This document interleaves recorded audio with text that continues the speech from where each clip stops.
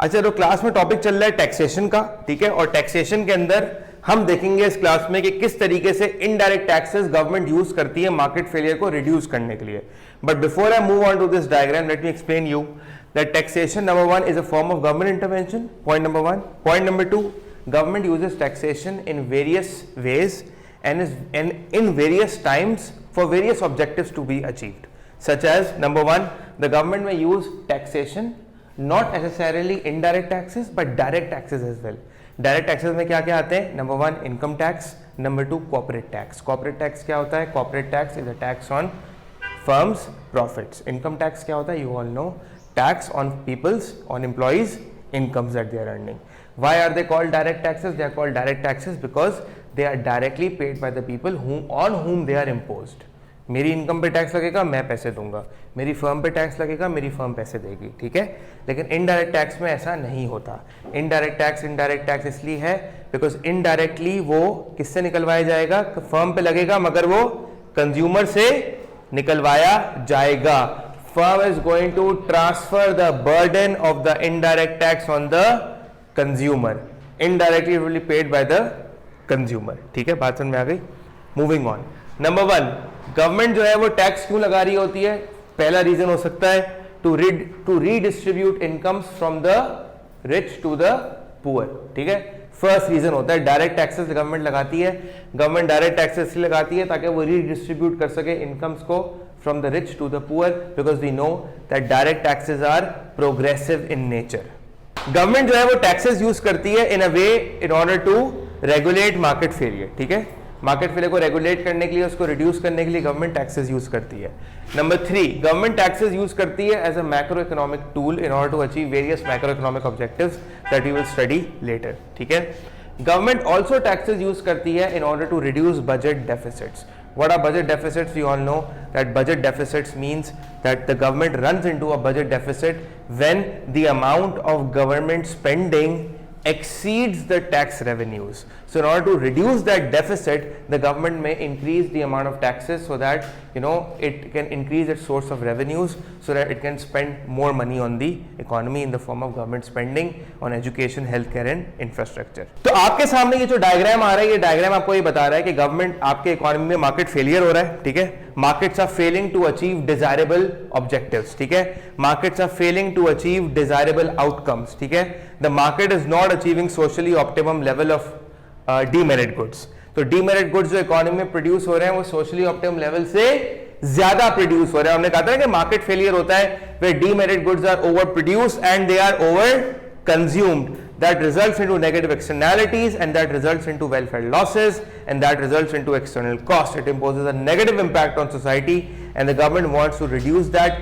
Hence the government intervenes by imposing indirect taxes on those firms that are creating negative externalities, that are polluting the environment, that are generating environmental waste, environmental pollution, that has total disregard on the environment, number one, or they may be producing demerit goods in excess of the socially optimum level, that is they may be producing and consuming, the consumers may be consuming demerit goods and the producers may be producing demerit goods in excess of what is the socially optimum level of what the society regards as optimum. They may be exceeding that level.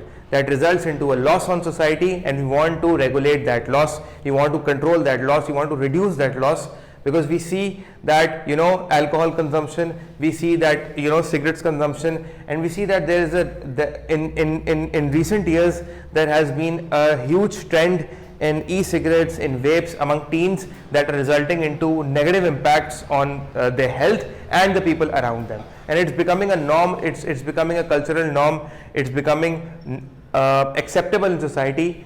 But as it becomes acceptable in society, it also creates severe health issues that are harming the people themselves and the people around them as well, ठीक है। बात समझ में आ गई। Moving forward, तो government ने क्या किया? गवर्नमेंट ने टैक्स लगाया उन फर्म्स पे जो ये क्रिएट कर रही हैं, जो ये कॉज कर रही हैं। इससे क्या हुआ? इससे उनकी कॉस्ट ऑफ प्रोडक्शन इंक्रीज होती है, और जब उनकी कॉस्ट ऑफ प्रोडक्शन इंक्रीज होती है तो we see that there is a leftward on, that is supply curve moves to the left. हमारा from S to S1, which results into an increase in market prices. The market prices originally were how much? The market prices were originally P, that is 100 rupees, and now the market prices results, it increases from P to P1. ठीक है, market price आपकी P से P1 हो गई. The original equilibrium was E and the new equilibrium is E1. हम ये देख रहे हैं, and the quantity that was traded in the market falls from 100 to 70. And we are assuming that this quantity is the socially optimum level, and yes, the government has achieved its objective of bringing the demerit goods to the socially optimum level, which we will assume in the exam that this is the socially optimum level, and hence imposition of taxation was a total success on part of the government because it actually reduced the quantity that was being produced and consumed up to the socially optimum level of 70 units. Okay? So hence we can see from the diagram that yes, indirect taxes was successful. Now whether it was successful or not, first we will say yes it was, but since it will be a discussed question, we will argue later that it may not be as simple or as clear or as perfect as the diagram tells us, and that we will cover in evaluation, but that will be covered somewhere later in some other video. Okay? Moving forward, we see that the quantity traded has been reduced to 70 units, and yes, the objective has been achieved. The government is able to regulate the market failure, and the prices has increased. Now what is going to happen when the prices will rise from 100 to 110? It will become difficult for consumers to buy the same amount of demerit goods, since it will become expensive for people to buy it, right? Since it will become expensive for people to buy it. But yes, on the other hand, there is also an argument that you can place in the exam, that since demand for demerit goods since they are addictive, some of the demerit goods are addictive, and that may result into an inelastic demand. Hence the consumption may not reduce to the desired extent, or the consumption may not reduce to the extent that was desired or intended by the government, right? So you can also say that yes, indirect taxes may not be a very good policy to reduce market failure in terms of reducing consumption of demerit goods, because it may not reduce up to the desired level, or it may not reduce up to the desired extent. ठीक है, ये बात सबके समझ में आ गई. Moving forward, अब देखें इसमें कुछ numbers हैं जो हमें देखने पड़ेंगे.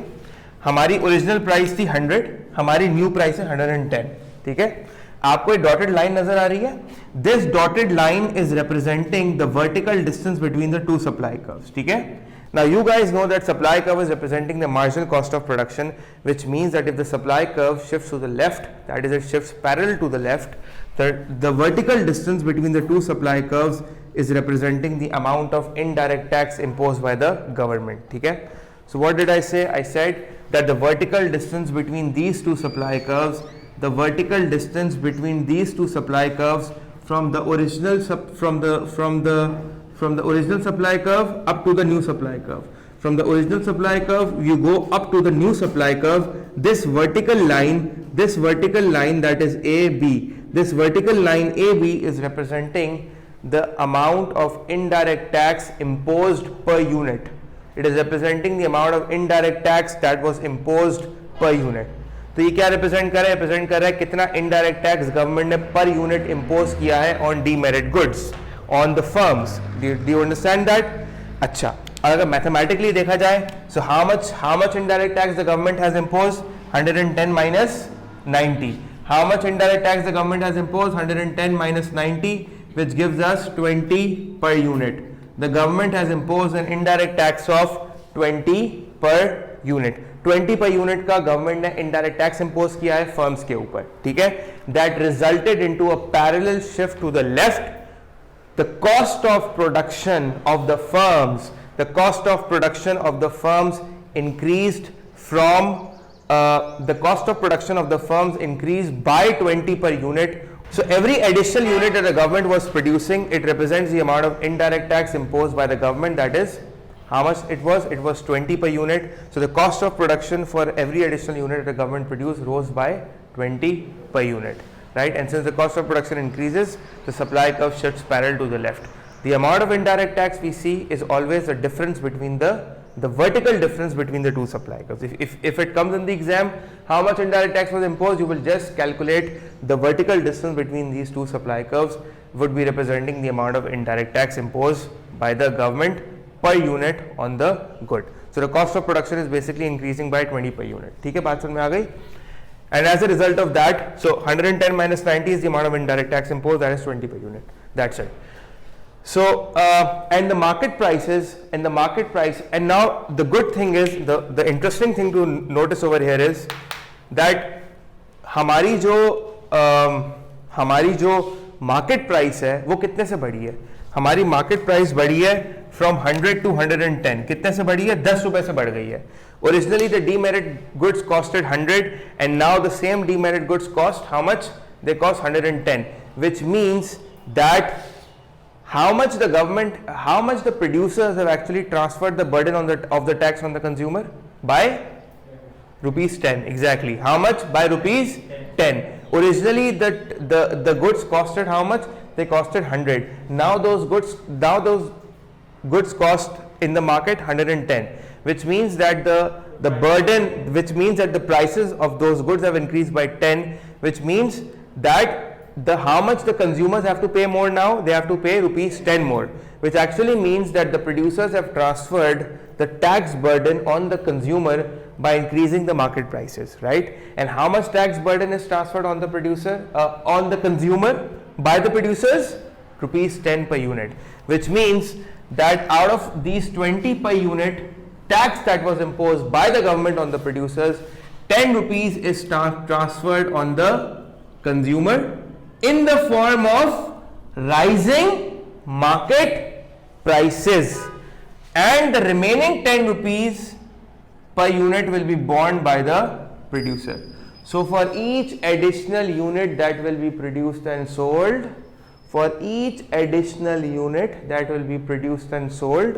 out of the tax of 20 per unit, that 10 per unit will be transferred on the consumer and the remaining 10 will be borne by the producer. Now the interesting thing to note over here is how much tax burden will be transferred on the consumer will depend upon the price elasticity of demand, which we will cover in the coming videos.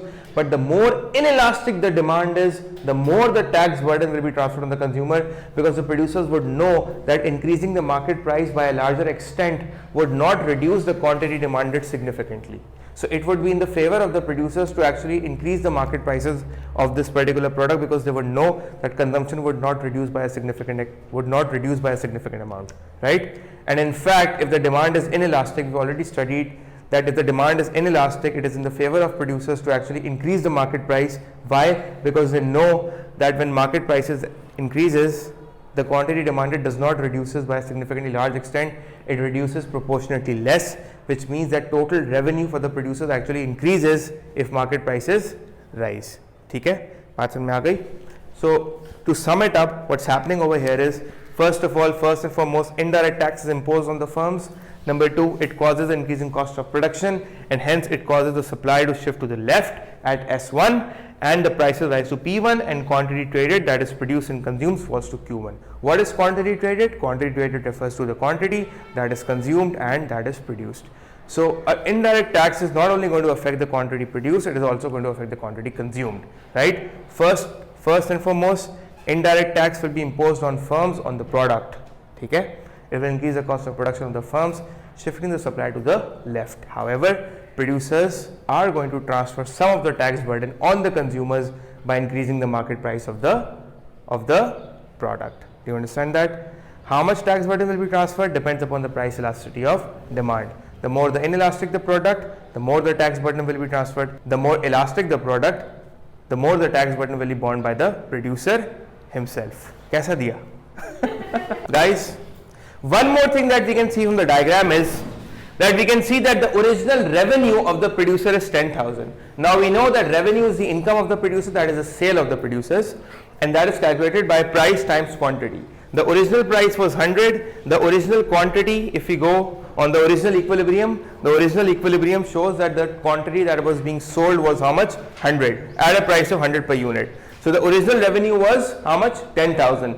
The new revenue is 110, that is the new market price, times the new quantity that is being sold, that is 110 by 70. So we see that the new revenue for the producers actually decreased, and we can see why has the revenue decreased, because obviously an indirect tax has been imposed, which resulted into an increase in cost of production of the firms. So we see a decline in producers revenue over here. So guys, in your exam आपको जो है exam में ये भी बताना पड़ेगा कि कौन सा एरिया इसमें से टैक्स का वो है जो प्रोड्यूसर बेयर कर रहा है, कौन सा एरिया टैक्स का वो है जो कंज्यूमर बेयर कर रहा है. So the area that is borne by the producer and the area that is borne by the consumer, इसको देख लेते हैं. So this is representing the area that is borne, the area और the amount of tax that is borne by the consumer. This is the tax that is borne by the consumer, and this area, this wala area, this box, this rectangular box is representing, this rectangular box, this black shaded area is representing the tax borne by producer. ठीक है, this is representing the tax that is borne by the producer. ठीक है, and the total tax revenue to the government.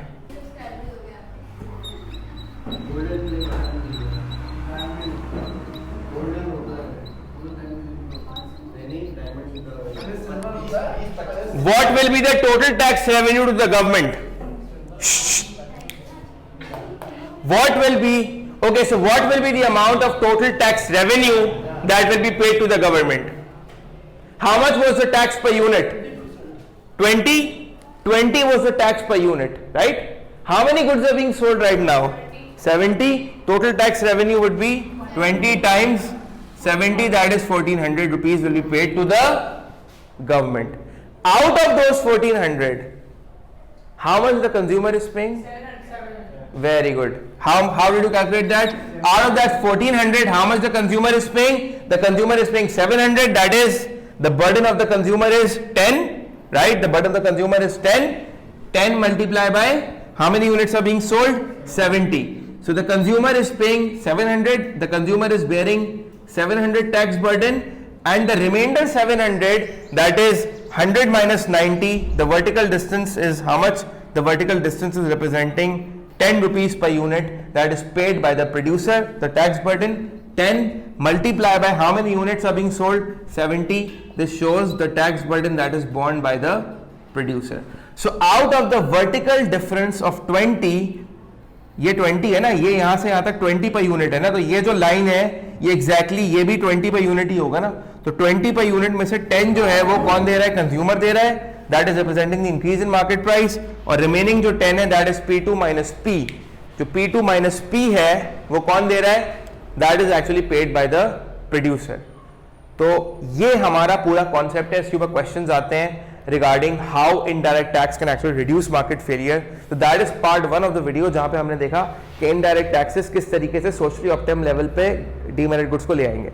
इसके बाद जो video आएगी वो cover करेगी इसकी इवैल्यूएशन पे, क्या वाकई ऐसे ही होता है और क्या डिसएडवांटेजेस फेस होते हैं सोसाइटी को या इकोनॉमी को इनडायरेक्ट टैक्स इंपोज करने की वजह से. ठीक है जी, थैंक यू सो मच.